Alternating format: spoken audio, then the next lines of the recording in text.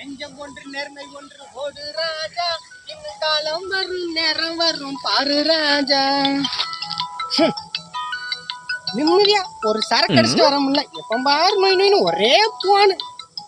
ஐயோ இவளா? இந்த பொண்டாட்டிங்க போன் அடிச்சாலே ஒரே பயமா தான் இருக்கு. சரி கேட்போம், சமாளிக்கணும் என்ன செய்ய. ஹலோ, எங்கடா இருக்க?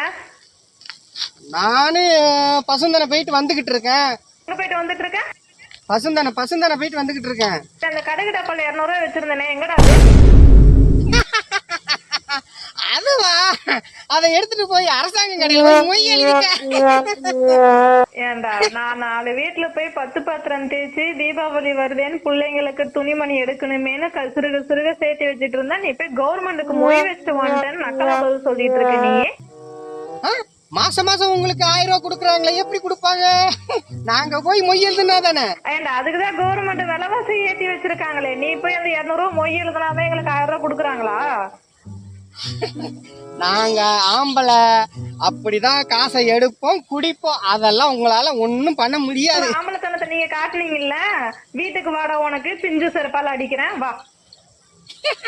வீட்டுலதான் பிஞ்சு செருப்பு இல்லையே. பிஞ்சு செருப்பு இல்லைனாலும் பரவாயில்ல, நான் போட்டிருக்க செருப்பை பிச்சாவது உன்னை அடிக்கிறேன், வீட்டுக்கு வா. ஐயோ, நீ அடிச்சாலும் அடிப்பதாயே, போன கட் பண்ணுதாயே. ஐயோ, வீட்டுக்கு போறேன், என்னத்தால அடிக்க போறாலும் தெரியல.